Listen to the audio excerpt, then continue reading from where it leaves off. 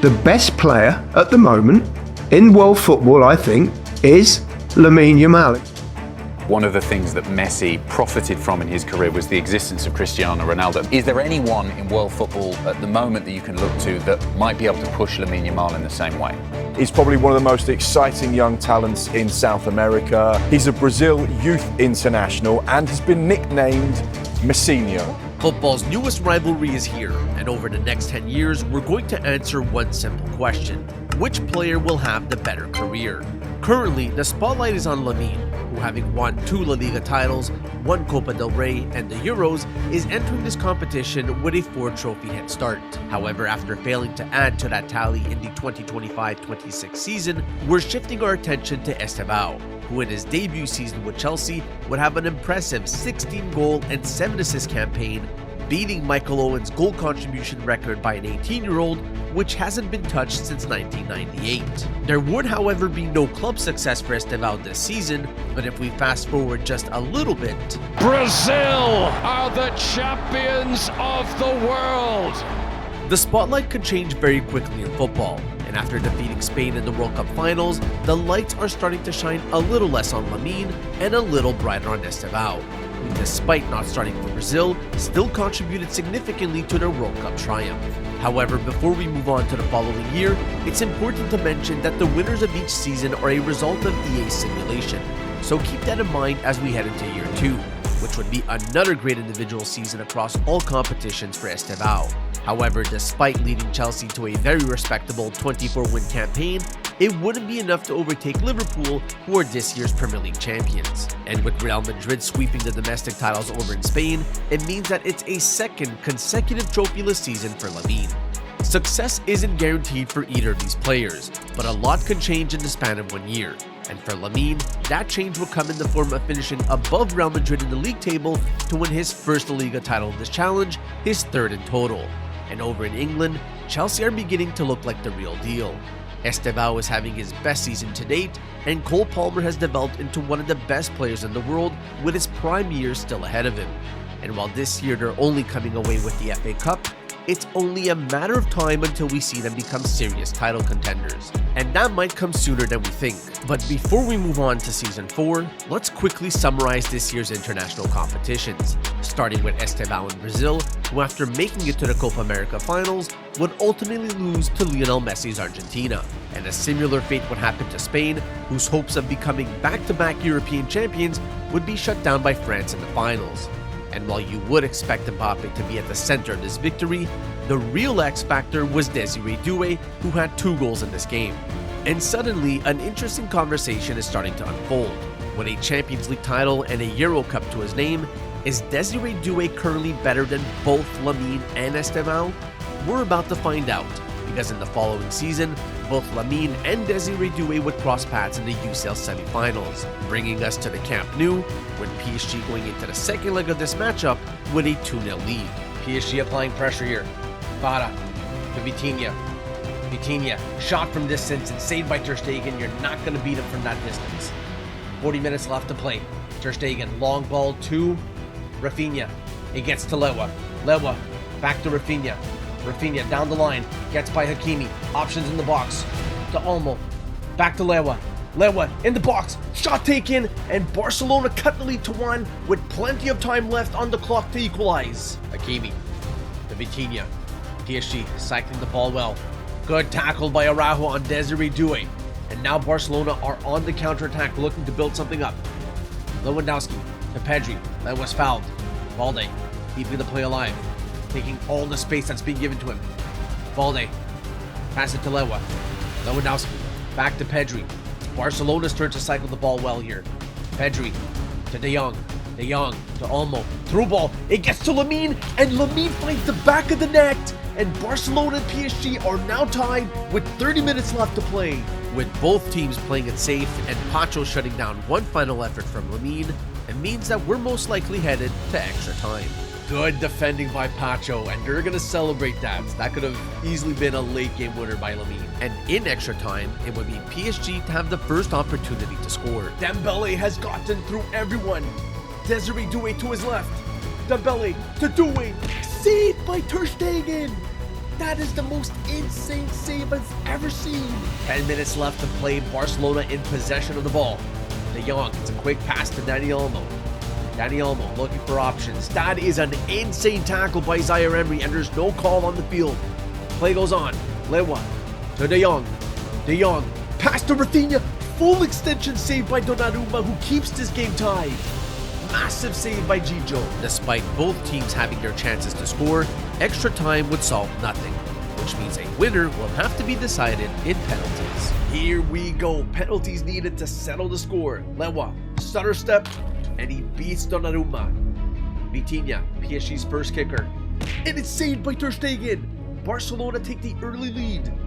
Rafinha, his penalty is good. Up next, Desiree Doué, and he smashes it to the right.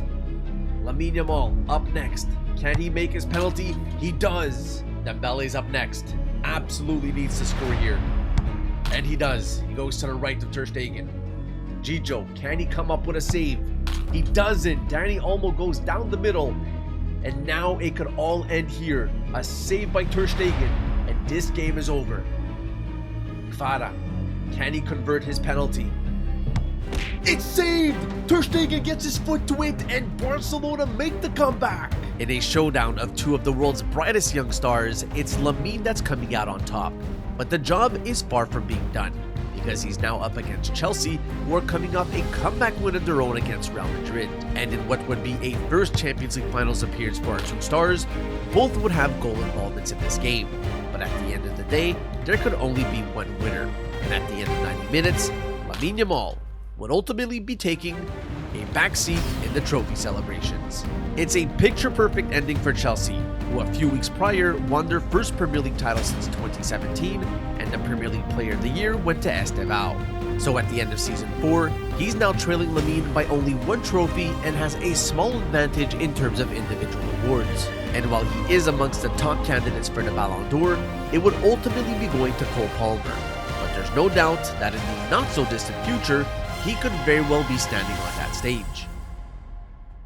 I do not see the world-class player that everyone else does. He looks great at times, but when it really comes down to it, in every big game, in the vast majority of them, he doesn't show up. He does not deliver. He's so overrated. He is. Barcelona return to the summit of European football. The favourites have won the final. 1 year after falling behind and facing criticism from the media, Lamine replies with a Champions League winning campaign which saw him score 37 goals and 25 assists across all competitions, the best stat line amongst all players this season. And while he didn't win a domestic title, winning the most important trophy and ultimately being the best player in the world in this very moment secured him his first Ballon d'Or. At this point in time, Messi and Ronaldo have set the bar for success, and if Lamine wants to be considered amongst the greats, he'll need to win more than just one. So before we catch up with Estêvão, we're going to focus on Lamine for the next couple of seasons. And he's riding the momentum of last year's success with another brilliant individual campaign, which saw him cross 40 goals across all competitions for the first time in his career. And alongside Barcelona winning both domestic titles, Lamine will also be coming away with the La Liga Player of the Season award. A season like that would usually result in a Ballon d'Or, but the reason he didn't win it will be revealed very soon. But first, let's move on to the following season, which would be slightly disappointing, having only won the Copa del Rey, but Lamine would eventually go on to have a great international campaign with Spain, finishing as the competition's highest goal scorer and going on to lift his second Euro Cup. So after an eventful couple of years, Lamine now has 10 trophies, 2 individual awards, and a sizable lead. But these 2 years were also eventful for Estêvão. So before we continue, it's only right that we catch up with him. And it all starts with a bounce back here in the 2030-2031 season, when Estêvão scoring 41 goals and 23 assists across all competitions to lift both domestic titles. But the cherry on top for both Estêvão and Chelsea came in the Champions League finals, in a game that the Blues were trailing right up to the 78th minute, before Estêvão put the team on his back with 2 late goals to not only complete a treble-winning season, but overshadowed Lamine's incredible campaign by winning the Ballon d'Or over him. And in the following season, while Lamine was celebrating a Euros win with Spain, Estêvão and Brazil would also be taking part in a Copa America triumph. And with Estêvão having won the FA Cup with Chelsea earlier in the season, and and means that only one trophy separates our two players. Season 9 is a World Cup year and will ultimately decide who wins this competition. So we're going to skip this one and briefly summarize the last two seasons. First, starting in Spain, where Barcelona would prevent Real Madrid from accomplishing the treble, and Lamine would be edging Mbappe as La Liga's player of the season. And over in England, Chelsea would win the Premier League title after beating Arsenal on goal differential. And with Estêvão leading the league in both goals and assists, he's once again voted as the Premier League player of the season. But season 10 wouldn't be as good, as both Barcelona and Chelsea would have disappointing years, not only domestically, but also in the Champions League. And that could be attributed to a new crop of rising stars, some of which are already competing for the Ballon D'Or, which would be the case this year with Max Doman. So with all of that out of the way, let's focus on Season 9, starting with Lamine, who's putting up another Ballon D'Or worthy stat line and carrying Barcelona to important wins that would eventually lead them to a La Liga title. And although they wouldn't be able to sweep both domestic trophies, their season is far from being over. And that's the full-time whistle. Barcelona are through to the finals. But before we find out who Barcelona's opponent will be, let's catch up with Chelsea, who, just like Barcelona, will be lifting silverware this year. And while Estêvão will get most of the credit, especially after being voted as the Premier League player of the season, winning trophies requires a team effort.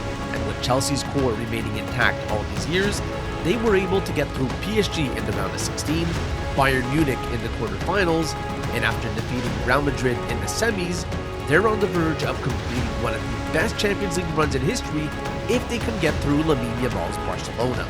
And Chelsea will get off to the best possible start. Fermin Lopez to Lamine. Gives it right back to him. Fermin, quick pass to Rashford. Rashford through on goal. His shot is blocked by Tosin. Rashford should have done better. Chelsea go the other way. Palmer, dispossessed. Fermin, back to Nico Williams.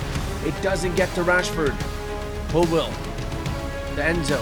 Up the field to Joao Pedro. Joao Pedro looking for options. Goes through everyone. Joao Pedro through on goal. Could give Chelsea the lead. And it's 1-0 Chelsea. What a start from both teams. Enzo Fernandez carrying the ball up the field for Chelsea. Quick pass to Gittins, who leaves it to Joao Pedro. In shooting position, gives it back to Gittins, and he finds the back of the net. Chelsea have a 2-goal lead at the 25th minute. It's the worst possible start that Barcelona could have hoped for. But if you are cheering for Lamine, don't worry just yet. Barca need a quick response if they want to stay into this game. Let's see what they can do. Lamine gets by Enzo. Lamine, quick pass to Fermin, to Nico Williams, shot from distance, and it beats Jorgensen. Barcelona are still in it. 4 minutes left to play in the first half. Barcelona in possession of the ball. Can they equalize before halftime? Lamine, still Lamine. Lamine on his weak foot, over the bar. What a miss. Chelsea head into the second half with a 1-goal lead.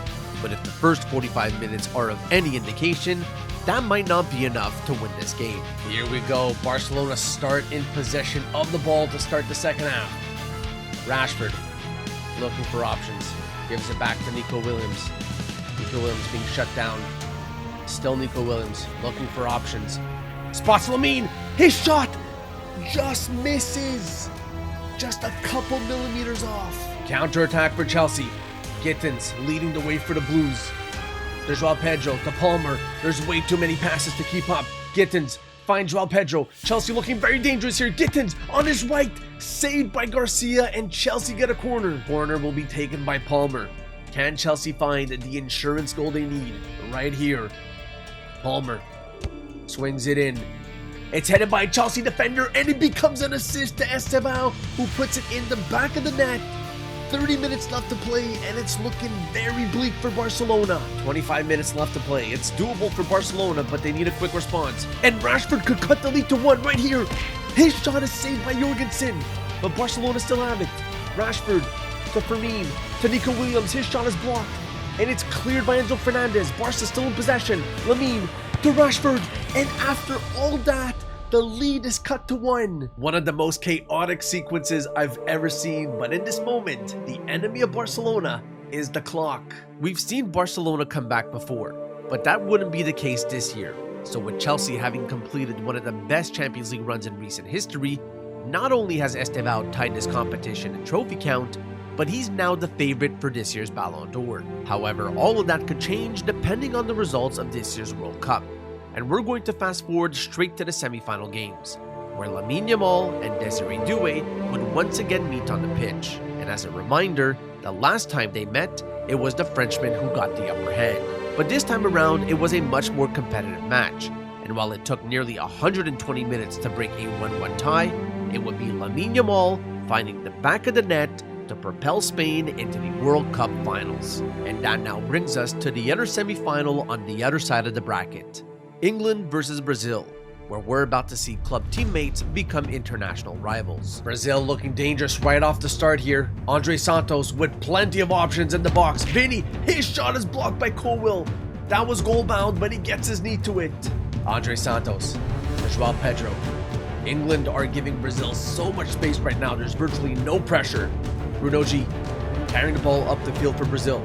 Back to João Pedro, spots Vini, and his shot is over the bar. England's turn to attack, and it's Palmer carrying the ball up the field. He gives it to Max Doman. Is he going to be the one to unlock this England offense? And it's a beautiful long ball to Palmer, who gives it to Delap, and he scuffs his shot. England survive another Brazilian attack. Lewis gets the ball to Palmer, who's marked very closely by Couto. He gets it to Doman, who plays it right back to Palmer. Palmer has all the space in the world. Palmer carrying the ball up the field, getting closed down by Eder Militao. Gives it to Rice, who gives it right back to Palmer. He gives it back to Rice to Doman, and he takes his shot and he beats Allison. England take the lead. Despite the strong start by Brazil, they go into halftime down a goal. And in the second half, they will commit a very costly mistake. Ref calls a foul on Eder Militao, and now England are going to have a free kick in a very dangerous spot. Fair distance from goal, but it is Cole Palmer over the ball. Oh, he's a genius. The boy is a genius. An astonishing goal from a simply extraordinary footballer. There is nothing he cannot do. As good of a start Brazil had, they now find themselves down 2 goals with a little over 30 minutes left to play. The odds of a comeback are slim, but if it's going to happen, they're going to need a little luck. Turnover by England. Is this the way back in for Brazil, who still need 2 goals to force extra time? Vini's shot hits the crossbar and the inner post, it doesn't go in. England clear the ball and they're on a counterattack of their own. Delap, waiting for options, has Doman to his right. Gittins making the run, he's unmarked. The Chelsea connection. Gittins. England 3, Brazil 0. If you're an England fan, take a look around and drink it in. Where you are, who you're with. Because this is one of those landmark football moments that don't come around too often. The next is on Saturday.